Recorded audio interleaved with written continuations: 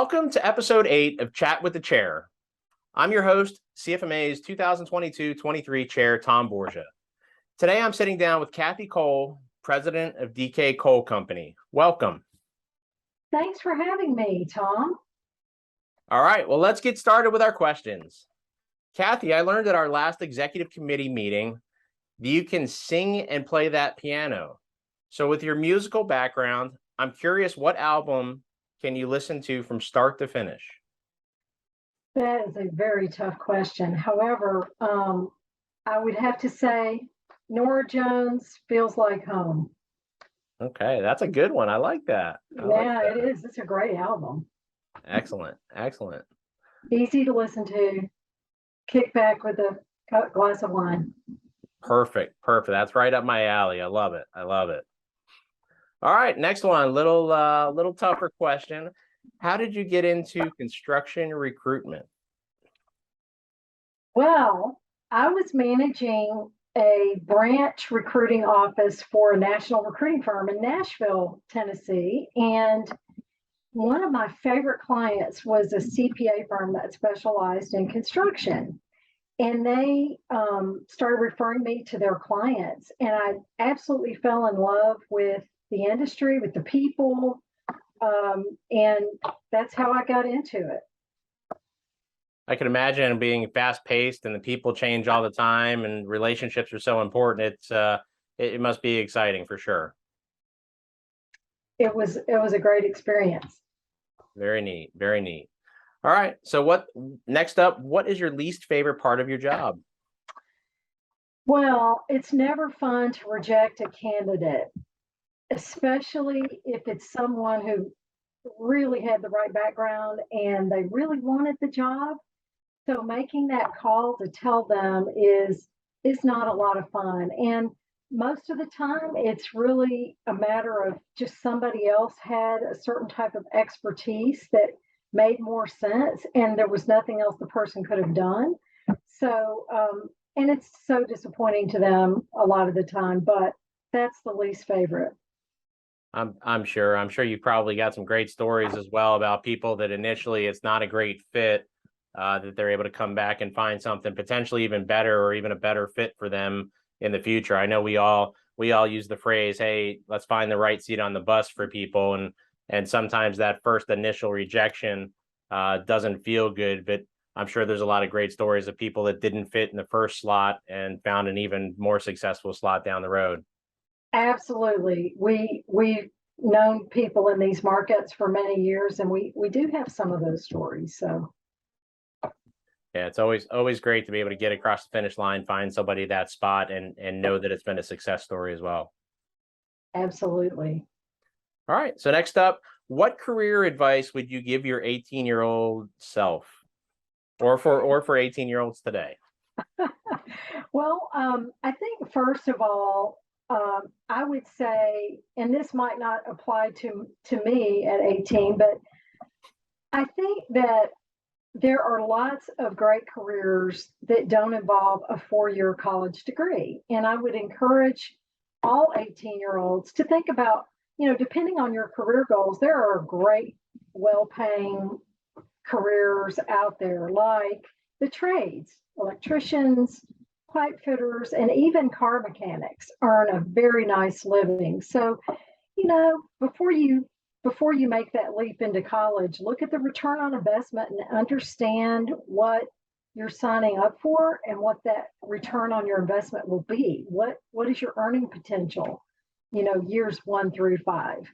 And I think a lot of times young people don't consider that when they select college. And then secondly, I think some of life's greatest learning opportunities come from making mistakes.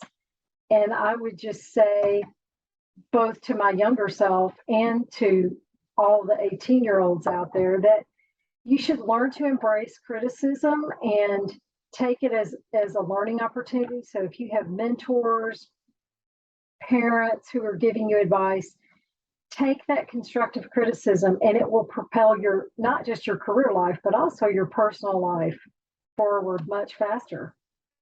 For sure. I think that's That's really good advice. And, it's interesting because I think the college thing sometimes is a maybe a generation type topic, right? So I can remember back my folks pushed on us and my brother and I, hey, you need to get to college, you need to get to college. And there really wasn't any discussion about, well, hey, what if we don't want to go to college? Or hey, what if we want to do something different?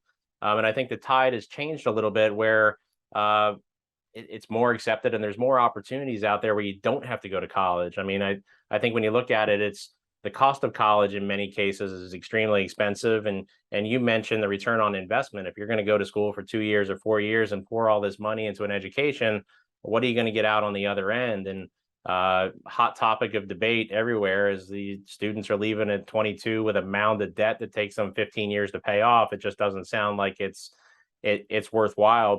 But to your point, and especially when I look at it from our industry and construction, there's so many great jobs out there that don't need the college degree. And I would tell you this, I mean, just being in construction for the 25 years that I have been, some of the smartest people I know are not college degree people. And they know their job inside and out and are twice as smart as I am, and have more experience than I'll ever have as well. And it's great to meet those people and understand just because you hold a degree doesn't necessarily mean that you've got it all. So I think that's great. And I think over the last handful of years, more opportunities have opened up. Trade schools are more welcoming. I think the marketing and promotion of those jobs as well has helped the industry and helped people understand that there's another avenue besides going to college. College isn't for everybody. And I think construction got a bad rap there for a number of years because people wrongly assumed it was, all hard work and no technology. And we know that's not true. For There's sure. plenty of technology. For sure. For sure. There's Cool. plenty. I appreciate that. That was a really good answer. So next up, you're now up. What kind of question do you have for me? Anything is open.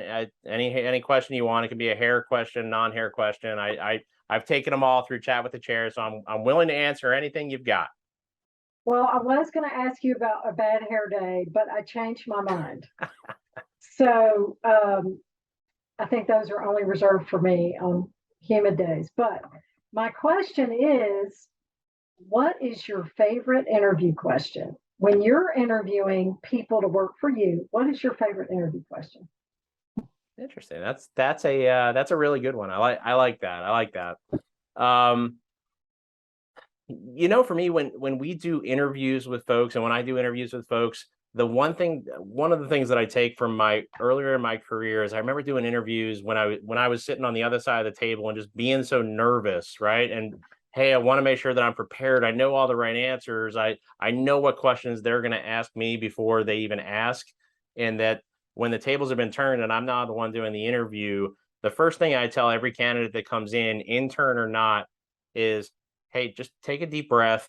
Let's just have a conversation, right? So we can call it an interview, but let's have a conversation. Let's just talk. And I promise I'm going to get the answers that I need out of our conversation. But I actually the job description's great. What they can do for our company and our culture to help out are all great. But really for me, I like to ask the questions about the family, right? So what really makes you tick? Because to me, there's a lot of smart people. There's a lot of people out there that can do the job, but to really understand what motivates people and what makes them tick and what their family life might look like or where they came from or how they got to this point, those are my favorite ones because all the other questions there, I've got my list of 10 and these are the things that I need to know for this position. But to really get to know somebody and understand them a little bit, to get in and crack that shell a little bit, that's the kind of questions I like to ask. Well, I think that's very well done. And you also learn a little bit about how they've handled challenges that way as well, which is a good question to ask. For sure, for sure. I think understanding everybody's a little bit different too, right? So if I'm sitting on my side and I've got 2 kids at home and an amazing supportive wife, not everybody has that same situation at home. Some people may have more kids, less kids, dogs, cats, physical concerns, limitations, whatever else it may be. I think the more that you can really find out about them and understand them as a person is going to help you understand whether they're a fit for our organization or not.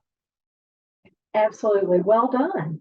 Thank you. That's a really good question. I like that one too. Made me think. That was good.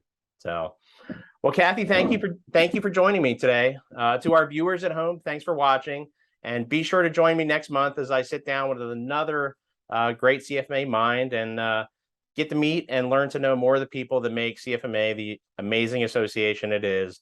Kathy, thanks for your time today. I appreciated catching up, and we'll talk soon. Thanks for having me, Tom. You got it. Take care.